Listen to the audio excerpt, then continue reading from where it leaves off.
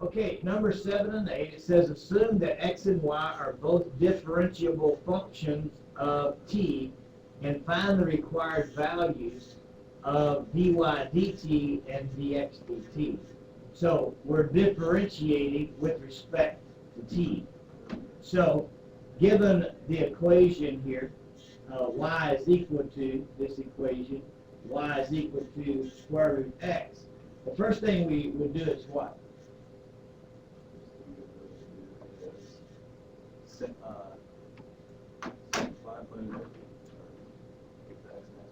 Good. Yeah, write it in exponential form. Very good. So we're going to rewrite that as y equal x to the 1/2 power. And then we're going to differentiate with respect to t. And I'm just going to go ahead and write that out. So what we're going to have is d, let me write it out. Excuse me. We're going to have the derivative of this thing y dt with respect to t. We're going to have the derivative of this thing x to the 1/2 with respect to t. So we're going to take the derivative with respect to t.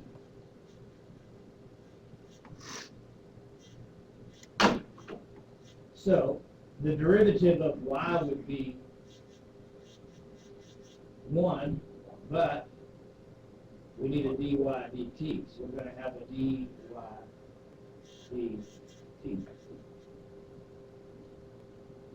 And then on the 1/2, we're going to have exponent times coefficient, which will give us 1/2 x.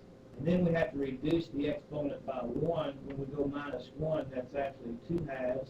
So 1/2 minus 2/2 is negative 1/2, right? But then we have to put in the dx dt, because we're differentiating with respect to t, so we get a dx dt.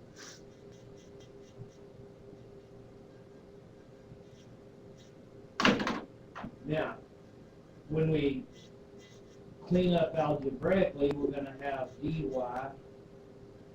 dt is equal to, that's going to give us that negative drops that 1/2 power to the bottom, and remember 1/2 power square root. So what we're going to have is 1 over 2 square root x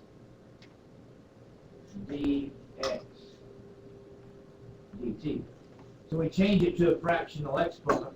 We take the derivative, and we're going to go back and write the final answer without a fractional or a negative exponent.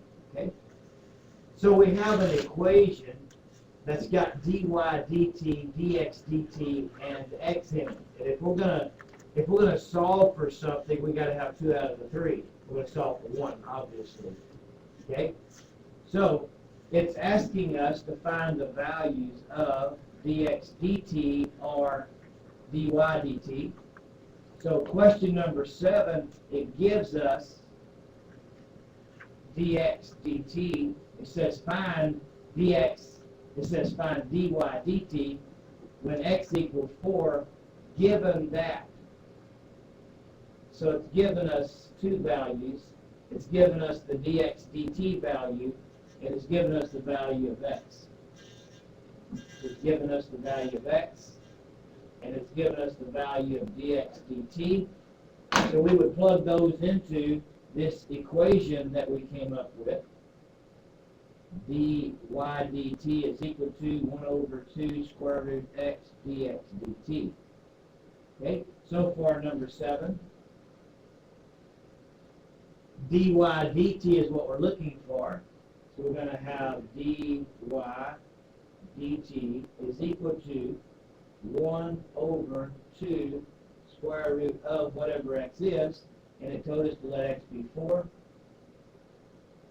times our dx dt, and it told us to let dx dt be 3.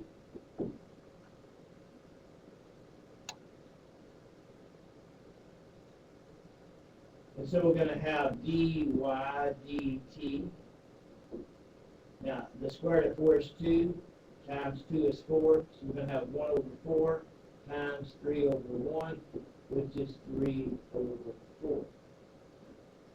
So the derivative of y with respect to t, given that information in number 7, is 3/4. Any questions on number 7? I'll give you time to get that down, and then we will solve number 8. We're going to solve number 8 with the same equation that we came up with there in red. Okay?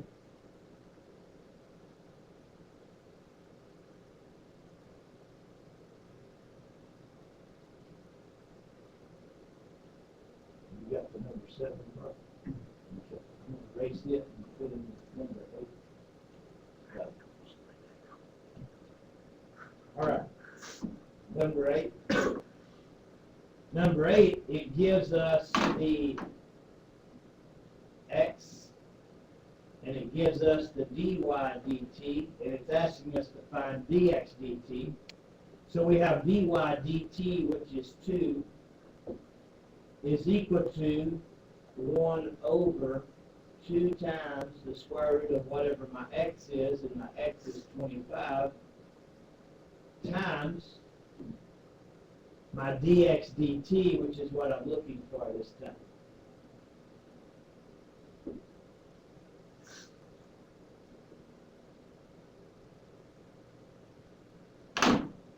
So solving, we're going to have 2 is equal to, the square root of 25 is 5 times 2 is 10, so we've got a 1 over 10 there, dx dt. We'll remove the 1/10 by multiplying by the reciprocal 10.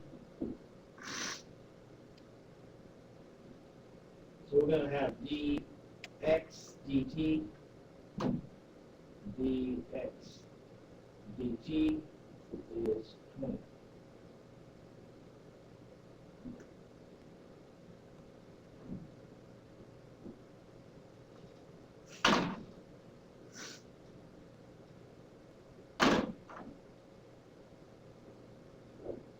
Right. Any questions on number 7 and number 8?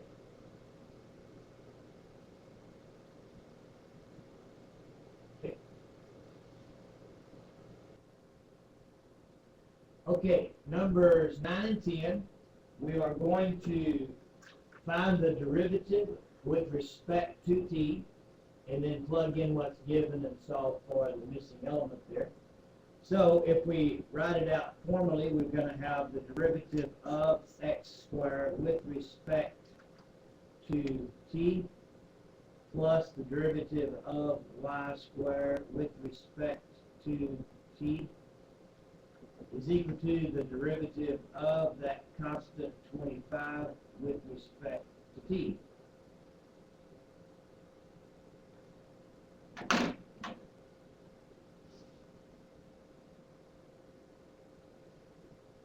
And we don't have to write that out every time, but it's fine. Okay, so the derivative of the x squared would be 2x, but it's with respect to t, so we're going to get that dx dt.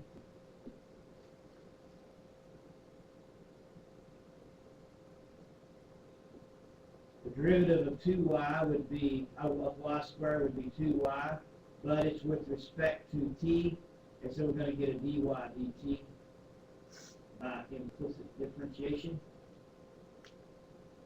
And then the derivative of a constant is 0. Okay. Now, when we're solving, then we're not really trying to solve for dx dt or dy dt. We're just trying to get an equation with those in it. So we really don't have to try to isolate the dx dt or dy dt. We just have an equation to plug into. In number 9, it gives us, we're trying to find dy dt when x is 3, y is 4, and dx dt is 8. So we have 4 variables there, and we have to be given 3 out of the 4. So they gave us the x of 3. So for number 9, we have x is 3, so we're going to have 2 times our x of 3 times our dx dt of 8 plus 2 times the given y of 4 times my dy dt, which I don't know, that's what we're looking for, is equal to 0.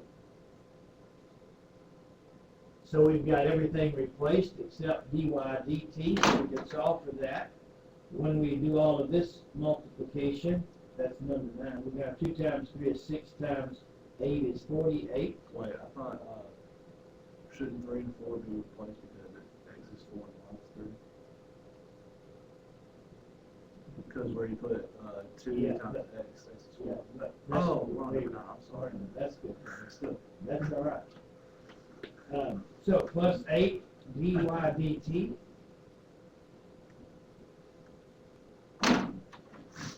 And so now we want the junk off of the dy dt, so we're going to undo the addition by subtraction, subtract 48. Now we have 8 dy dt is equal to negative 48. Undo multiplication by division, and we get dy dt is equal to negative 6. Okay. Any questions on number 9?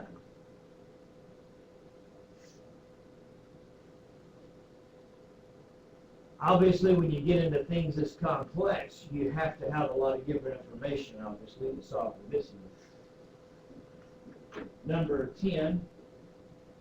Number 10, it gave us x is 4, y is 3, and it gave us the dy dt, so we're going to be solving for the dx dt. So we're going to have 2 times our x of 4 d times our dx dt, which we don't know, dx dt, plus 2 times the y, which is 3 this time, 2 times 3, times the value of dy dt, which is negative 2, is equal to 0. So we've replaced everything in the equation except dx dt, so we can solve for that. So we're going to have 2 4s are 8 dx dt plus 2 times 3 is 6 times negative 2 is negative 12. We could have put a minus 12 there. This we should. Minus 12 is equal to 0. And now we're going to undo to get the stuff off of dx dt. So we're going to add 12 to both sides. We'll have 8 dx dt is equal to 12. Undo multiplication by division. So we get dx dt is, when you divide by 4, you will get 3 over 2. Any questions on number 9 and 10? Implicit differentiation.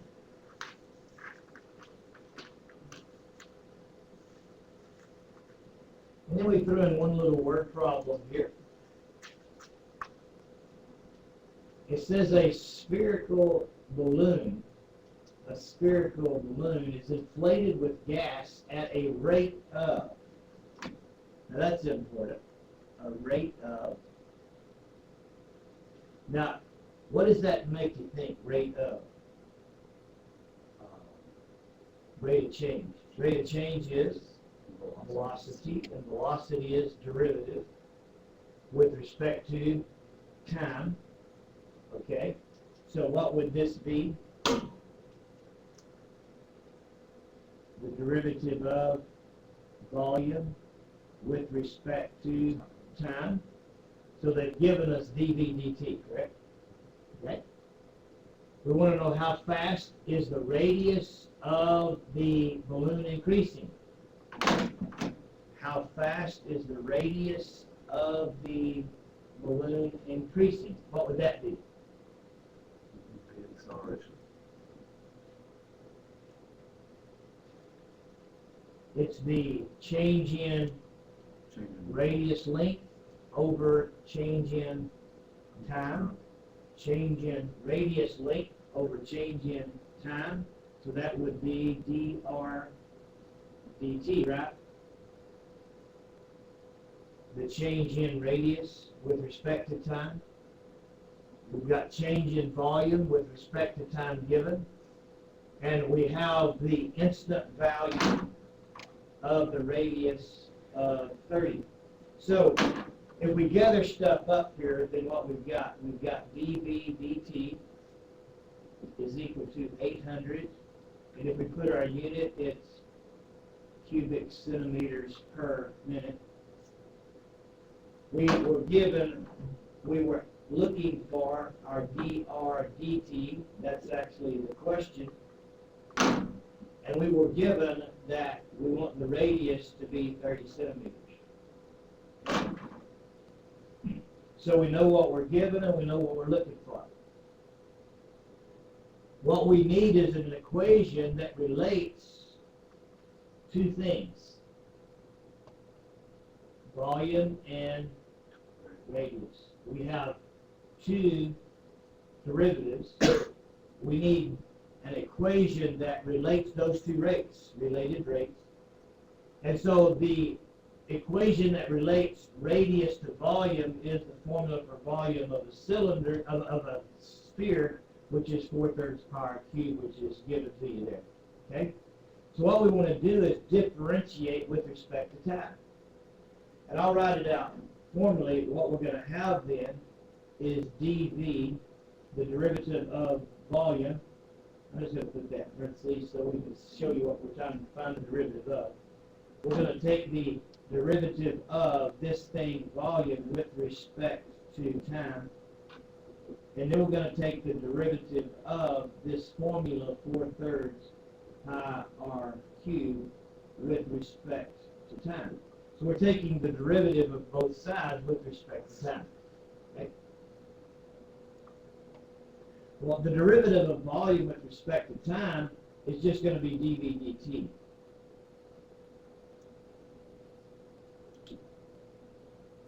Now, what do we have over here inside this, with this formula? We've got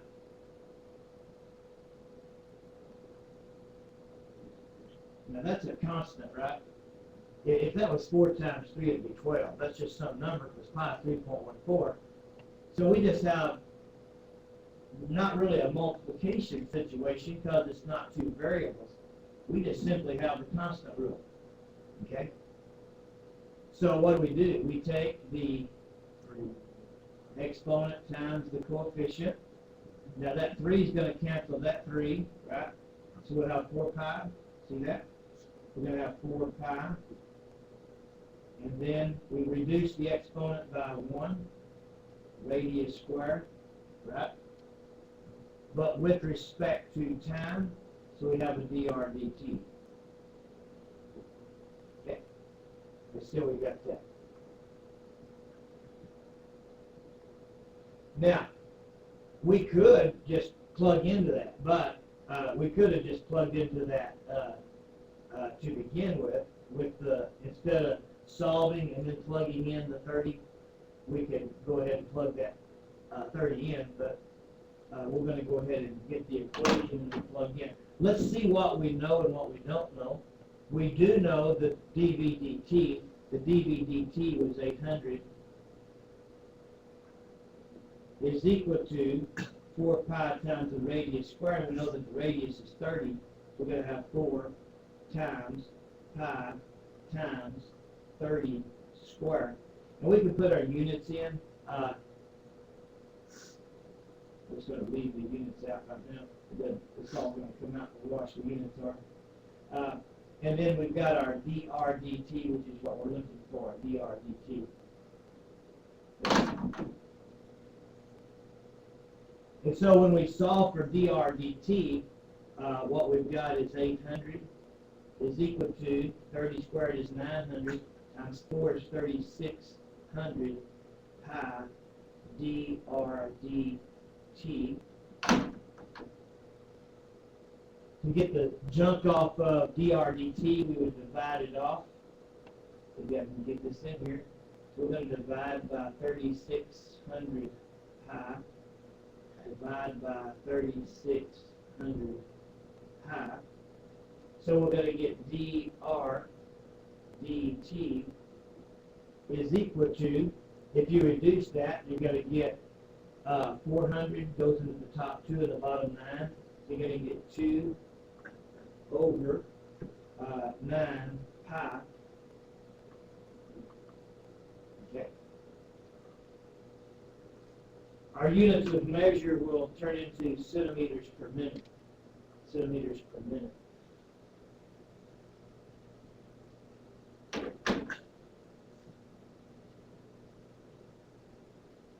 So, if the volume of the balloon is changing at a rate of 800 cubic centimeters per minute, then when the radius is at 30 centimeters, the rate at which the radius is changing instantaneously is 2 over 9 pi centimeters per minute. That's the instantaneous rate of change of the radius at that given point.